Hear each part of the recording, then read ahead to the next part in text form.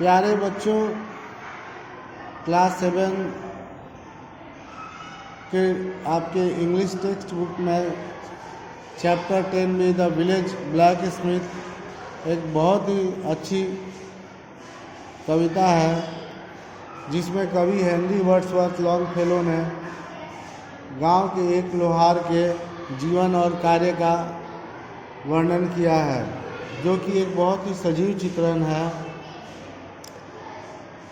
First stanza यानी कि प्रथम पद में यहाँ कवि ने गांव के एक लोहार का वर्णन किया है, जो सहबल्लू के पेड़ के नीचे बैठा है। उसके शारीरिक गठन का कवि ने वर्णन किया है कि उसका शरीर काफ़ी सशक्त दिखता है, वह एक शक्तिशाली व्यक्ति के रूप में दिखलाई पड़ता है।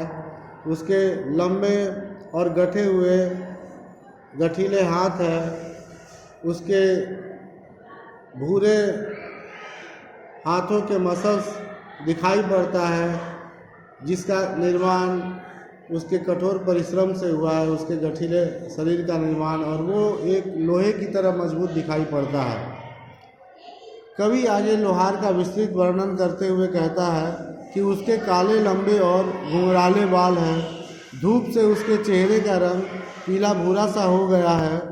वह ईमानदारी से पसीना बहाते हुए कड़ी मेहनत करता है और वह किसी से नहीं डरता। वह चेहरा गर्व से उठाता है और वह किसी का कर्जदार भी नहीं है। वह हमेशा अपने में मगन रहता है और जितना वो कमा सकता है उतना कमाता है और वह उसी में संतुष्ट रहता है। वह किसी से इसलिए नहीं डरता क्योंकि वह किसी से कर्ज लेकर जीवन यापन नहीं करता, अपनी मेहनत से ही गुजारा करता है। कवि आगे अगले स्टांजा में कहते हैं कि गांव का लोहार सुबह से शाम तक काम करता रहता है और उसकी धौकनी चलती रहती है। वह भारी हथौड़े से पीटने का काम करता है। हमेशा उसके भारी हथौड़े की लोहे को पीटने की आवाज़ हमें सुनाई पड़ती है और दिन ढले गहरी शाम को ही वह घर आ पाता है। गांव के बच्चे लोहार को आश्चर्य के साथ देखते हैं कि वह कितने मेहनत से कार्य करता है। वे भट्ठी से उठती हुई चिंगारियों को भी बहुत ही रोचक भाव से, बड़े ध्यान से देखते हैं।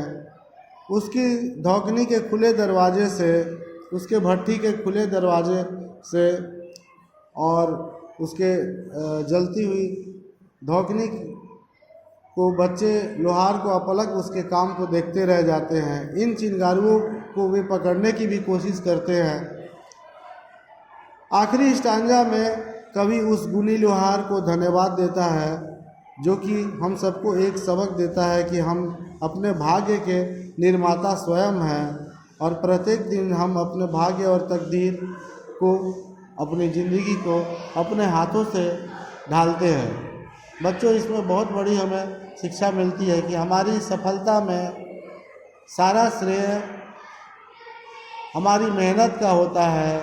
ईश्वर और भाग्य भी उन्हीं का साथ देता है जो मेहनत करते हैं। और उस सबक को अपने आप में समेटे हुए यह एक बहुत ही सुंदर कविता है। बच्चों, इसी के साथ आपको धन्यवाद। आशा है आपने इस कविता को ठीक से समझा होगा और पसंद आए तो आप इसे लाइक सब्सक्राइब ज़रूर कीजिएगा। सभी छात्रों को धन्यवाद।